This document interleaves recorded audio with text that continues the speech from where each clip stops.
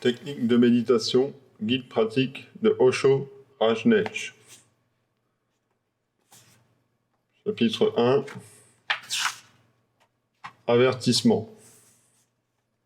Comment utiliser cet ouvrage? En prenant ce livre comme guide de la méditation, il n'est pas nécessaire d'avoir lu de la première à la dernière page avant d'essayer de mettre une technique à l'exécution. Suivez votre intuition. Feuillez ce livre et choisissez une méditation qui vous attire. Peut-être aurez-vous spontanément envie d'adopter les techniques de la troisième partie et de vous jeter à l'eau avant de lire les directives. Pour ce qui est du choix, faites ce qui bon vous semble, mais après avoir sélectionné une méditation et en avoir soigneusement lu les instructions, appliquez-la pendant au moins 3 jours. Si elle vous convient, continuez, approfondissez-la. L'essentiel est d'expérimenter gaiement et de ne pas vous poser une seule question. Cette méditation fait accroître ma joie et ma sensibilité. Méditation et musique. La méditation et la musique sont intimement liées. Osho a dit ceci. Pour moi, la musique et la méditation sont deux aspects de la même phénomène. Sans musique, il manque quelque chose à la méditation. Elle est un peu terne et extensue. Et sans dimension méditative, la musique n'est que du bruit. Aussi harmonieux qu'il puisse nous sembler, la musique et la méditation devraient aller de pair. Elles s'enrichissent mutuellement. Les enregistrements ont été réalisés pour accompagner la méditation dynamique ou d'autres techniques actives. Parmi elles, la méditation Kundalini, elle, de la rose mystique, nom du mental, de Mandala, de Mataraja et de Devavajini, de la prière et de Gauri Shankar, de Nada Brahma. Ces cassettes sont disponibles chez l'éditeur. Méditation, chapitre 2. Qu'est-ce que méditer? Méditer est une aventure, la plus formidable qui puisse vivre un être humain. Méditer signifie simplement être, sans rien faire, aucune activité, aucune pensée, aucune émotion. Vous êtes l'existence et pure félicité. D'où vient cette béatitude qui vous emplit quand vous ne faites rien? Elle surgit de nulle part ou de partout. Elle n'a aucune cause, car la vie est faite d'une substance qui est joie. Être le témoin qui observe, l'esprit de la méditation. Quand vous êtes totalement vacant, quand toute activité physique, mentale ou émotionnelle a disparu, et tant que vous existiez, tout simplement, vous vous trouvez dans un état méditatif. C'est dire que la méditation n'est pas une pratique. Il suffit de comprendre ce qu'elle est. Chaque fois que vous en avez le loisir, cessez d'agir. Et n'oubliez pas que la pensée, la concentration, la contemplation sont également des actes. Même si cela ne dure qu'une seconde. La méditation survient quand vous vous reposez, immobile, au centre de votre aide, totalement détendu. Celui qui a trouvé le truc peut demeurer ainsi aussi longtemps qu'il le souhaite, 24 heures sur 24 s'il le veut. Après avoir compris que la nature réelle peut se détacher des tourmentes psychosomatiques, des événements périphériques de votre vie, vous apprenez peu à peu à agir en percevant l'état imperturbable intérieurement. C'est la deuxième partie de la méditation. D'abord, apprendre à être sans plus. Ensuite, apprendre à rester centré tout en se livrant à de petites tâches que laver la vaisselle ou prendre une douche, puis en vous occupant de choses plus complexes.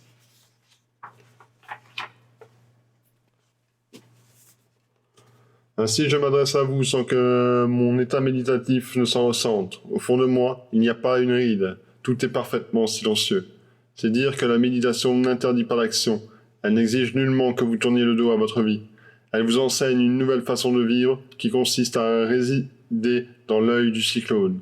La vie se poursuit et devient de plus en plus intense, plus joyeuse, plus claire et plus colorée, plus créative, tandis que vous restez à l'écart comme un spectateur au sommet d'une colline qui observe les événements survenant dans la vallée. Alors, vous ne vous identifiez plus à celui qui agit, vous serez l'intelligence témoin. En cela se résume tout le secret de la méditation, devenir conscience absolue. L'action continue à son propre niveau. Cela ne pose pas de difficulté. Qu'il s'agisse de choses anodines ou de grandes entreprises, le seul point à persévérer, à ne jamais perdre de vue, est l'établissement de notre conscience au centre intime de notre être. Cette conscience, cette vigilance doivent rester immaculées, inviolées.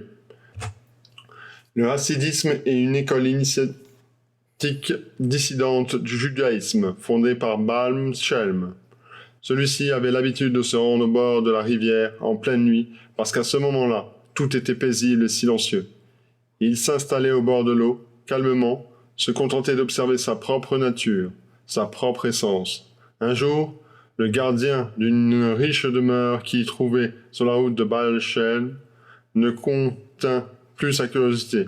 « Dis-moi, ce que tu cherches ainsi dans l'obscurité.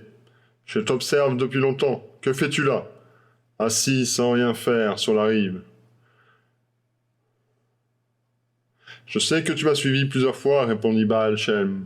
J'ai entendu les bruits de tes pas, et je sais que je t'intrigue depuis longtemps. Mais moi aussi, je m'étonne de ne pas trouver éveillé à l'heure où tout le monde dort. Que fais-tu devant cette porte en pleine nuit? Je suis le gardien, fit l'homme. J'observe. Quelle coïncidence, s'exclama Baal Shem. C'est exactement ce que je fais moi aussi. Comment cela? S'étonna le gardien. Tu prétends faire comme moi, mais tu ne surveilles aucune maison, aucun palais, tu restes assis sur le sable. C'est qu'il y a une petite différence entre nous, expliqua Baal Shem. Tu es attentif aux allées et venues extérieures, moi j'observe l'observateur. Qui est-il? Je consacre toute ma vie à cette question, je me surveille moi-même. Étrange, dit le gardien. Et qui te paye pour faire ce travail?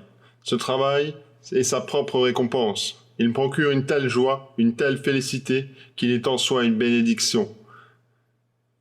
Un seul de ces moments est plus précieux que tout l'or du monde. J'observe la nuit depuis des années, injecta le gardien, et rien de tel ne m'est jamais arrivé. Me permets-tu de t'accompagner, de m'asseoir? Tu me montreras comment m'y prendre, je sais observer, mais il me semble que tu le fais autrement. Ce n'est pas le premier pas. Un pas dans la bonne direction, vers une autre dimension. Vous pouvez orienter votre attention vers l'extérieur, mais vous pouvez aussi vous détacher votre regard de la périphérie et laisser couler toute votre attention vers l'intérieur. Alors, vous saurez, parce que vous êtes intelligence, vous n'avez jamais cessé de l'être, mais vous vous êtes égaré, fasciné par les miroitements de la surface. Désinvestissez votre conscience de toutes les vagues extérieures et laissez-la exister en elle-même. Alors vous serez revenu chez vous. Le point central, l'esprit de la méditation est d'apprendre à être le témoin en toutes circonstances. Une corneille croasse. Vous m'écoutez? Il y a deux pôles, l'objet et le sujet. Ne sentez-vous pas une coïncidence qui perçoit les deux? Quelque chose transcende et observe à la fois Corneille et l'homme qui écoute. C'est si simple. Vous regardez un arbre, l'arbre est là, vous êtes là. Ne remarquez-vous rien de plus? Quand vous, un témoin, vous voit aussi en train de regarder l'arbre. Vous observez en silence, sans qu'aucun commentaire ait médité, ce que vous observez sans importance. Cela peut être un arbre, un nuage, un enfant qui joue. L'essentiel n'est pas dans l'objet, mais la qualité de votre attention, le fait d'être conscient, vigilant. Retenez bien ceci. Méditer veut dire être conscient. Agir consciemment est un synonyme d'agir en état méditatif. L'activité n'est pas centrale. Seul compte la perception claire, se promener, s'asseoir, écouter les oiseaux chanter, noter les bavardages de votre mental. Tout cela est la méditation. Si vous restez attentif, conscient, si vous évitez l'écueil du sommeil, cet état de calme profond de la méditation, procédez par étapes. Commencez par votre corps, soyez de plus en plus conscient de chacun de vos gestes. Une sorte de miracle se produira. Beaucoup de choses que vous aviez l'habitude de faire disparaîtront. Votre corps sera de plus en plus détendu, plus harmonieux. Une paix inconnue s'y propagera. Une subtile vibration musicale. Ensuite, prenez conscience de vos pensées.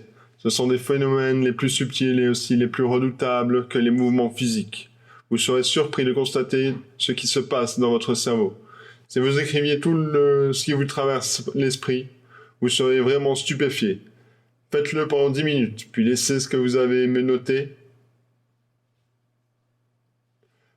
Vous devez avouer que votre cerveau est malade, dément. Pour le moment, vous ne le savez pas. Votre propre folie vous échappe. Elle affecte tout ce que vous faites comme tout ce que vous ne faites pas. Elle défigure absolument tout votre comportement. Or, ce comportement est l'artisan du tissu de votre vie. Il faut vous en débarrasser du flou installé en vous. La merveille qui ne faut rien entreprendre de particulier. Il suffit de devenir conscient. Sous les rayons de votre attention profonde, les choses changeront. Les pensées s'ordonneront.